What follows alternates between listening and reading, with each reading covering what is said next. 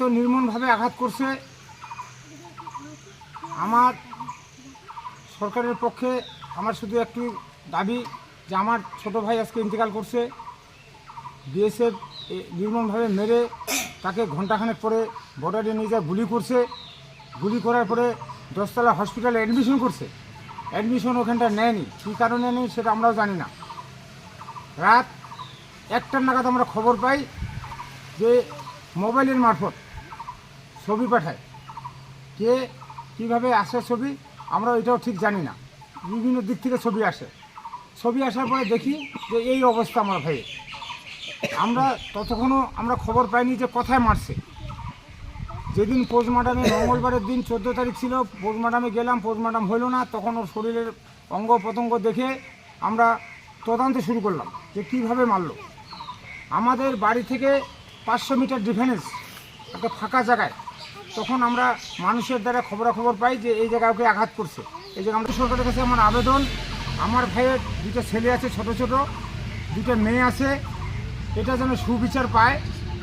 আর রাজ্য সরকারের কাছে আমার দাবি, আমার ভাইয়ের ছেলের কোনো কর্ম নাই, সে যেন একটা কর্মসংস্থান রাজ্য সরকার ব্যবস্থা করে। এটা আমাদের ফ্যামিলির তরফ থেকে রাজ্য সরকারের কাছে খুব নিবেদন, খুব আবেদন যে রাজ্য সরকার যেন আমাদের দিকে একটু তাকায়। এটা আমরা দুটোর কাছে ভাইয়ের যেন সুবিচার হয়, রাজ্য সরকারের কাছে আমার এটুকুই দাবি।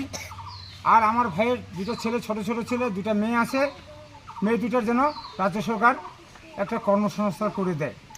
দাবি পূরণ না হলে তীব্র আন্দোলন করব বিএসএফের বিরুদ্ধে।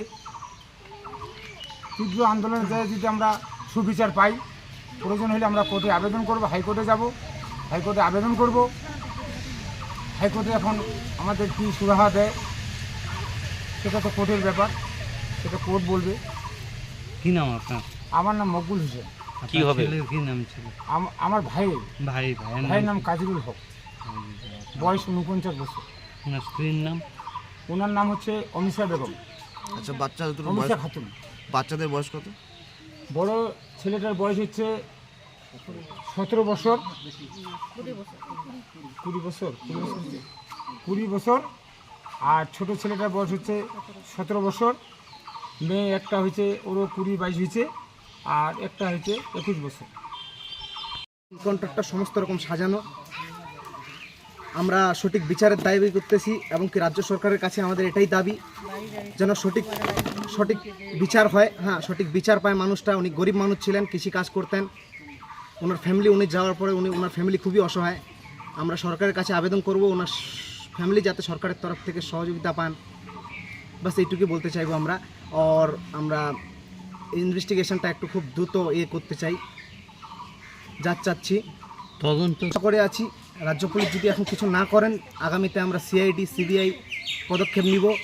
এবং কি বিএসএফের উপরে এখন অবধি কোনো ইনভেস্টিগেশন নেওয়া হয়নি, ওরা প্রেসের সামনে এসে কিছু বলেনি। তো আমার নাম শাহজাহান। আপনার কোনো রিলেটিভ হন? না, আমি পাশের বাড়ি আমার, এখানে গ্রামে। আপনারও তো আতঙ্ক।